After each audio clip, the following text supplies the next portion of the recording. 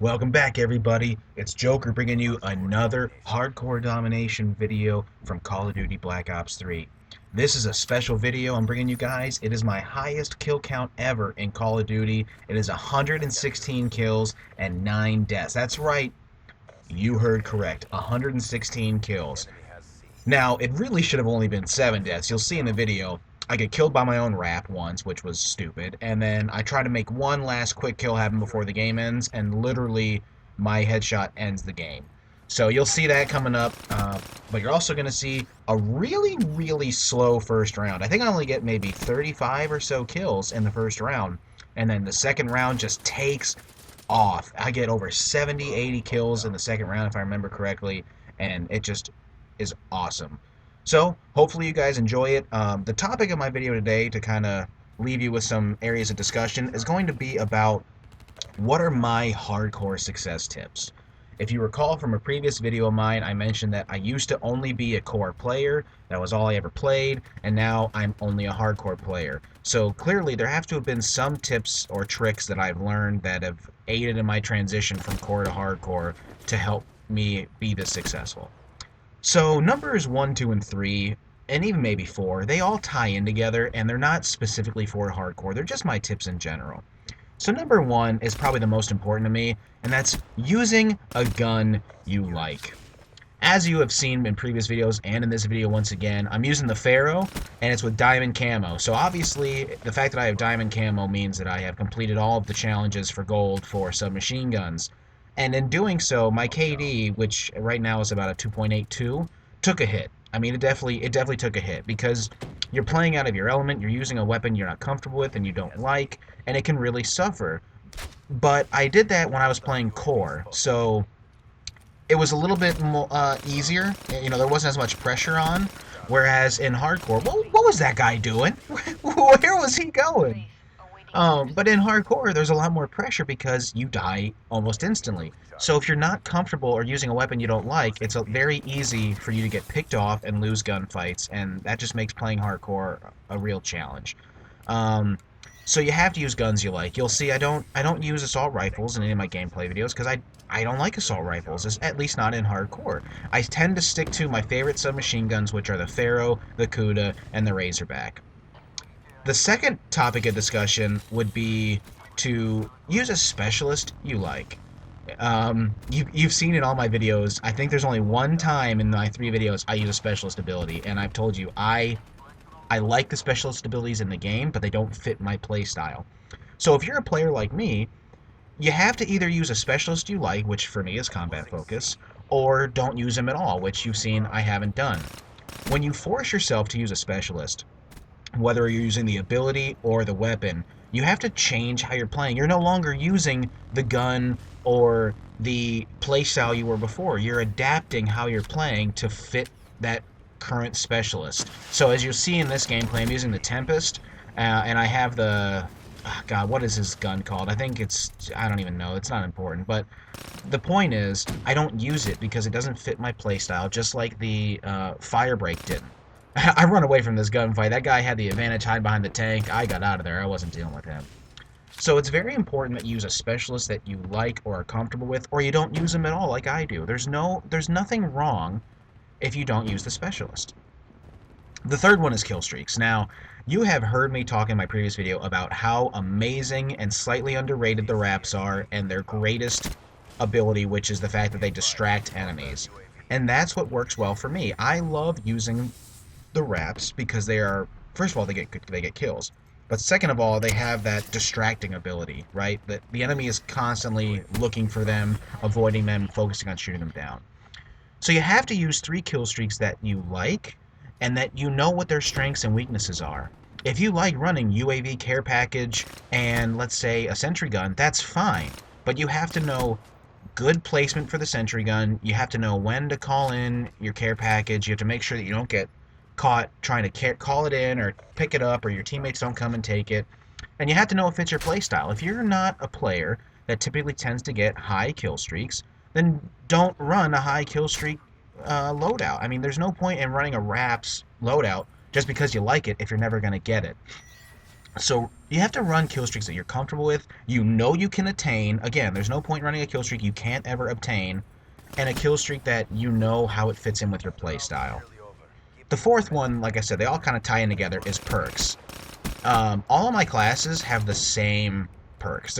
I have no classes with different perks because, again, I know my playstyle. I know what perks fit well with my playstyle, and frankly, I know what perks are complete garbage. Again, Thunder put out a video yesterday or the other day talking about his his favorite perks in Perk 2 ranked 1 to 6. And I have to agree, his bottom two perks were what? Cold Blooded and Ante Up. Garbage, absolute garbage. I will never use them. You have to use perks that fit with your playstyle. As you'll see, that's the recurring theme here, your playstyle. They fit with your playstyle. You know exactly what they can do for you, and you know how to use them. There's no point in running Ante Up when you're running a kill streak that you can wait one other kill to get. I mean, not only that, but Ante Up is just garbage. But that's a topic for a different day. So run perks you're comfortable with. Don't feel like you have to mix it up. There's nothing wrong with being consistent in what you like. I will never have a class without Hardwired. It is the best perk in the game. Even when I have to run Hardwired to get gold camo, when you have to go with no perks, you have to go 5 attachments, and I can't run with Hardwired, I feel the difference. I suffer. My gameplay, my game, the quality, all of it just suffers. So, again, perks that you like and perks that fit you. Moving on this is going to be a controversial topic. I'm going to say that it's okay to camp a little. I don't mean camp where you sit in a corner, aim down sights, and you never move. As you've seen, I have a death or two by that play style. I mean camp in terms of you kind of patrol a certain area of the map, and you consistently get kills in that area. So as you'll see, from now until the end of the game, I patrol the crap out of this area, this sort of castle area that looks over A and B. I don't consider that camping. I am moving around from location to location. Sure, sometimes I sit in a corner to reload or to call in a kill streak, or I hear people so I wait them out. There is nothing wrong with knowing that there is someone near you and waiting for them to make the mistake and you catching them off guard.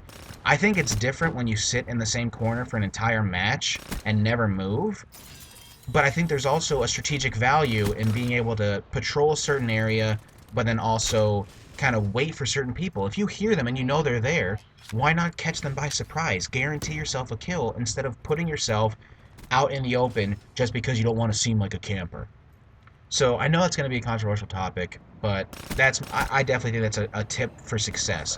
Like right here, like when I'm in this corner, I'm reloading, calling in kill streaks, and then I move. Sometimes I'll sit in that corner and wait for someone to walk by, but I don't play the entire game in that corner, and that's really the big difference. Next up is knowing what maps you like. There is nothing wrong, absolutely nothing wrong, with backing out of a lobby because a map coming up is one you don't like.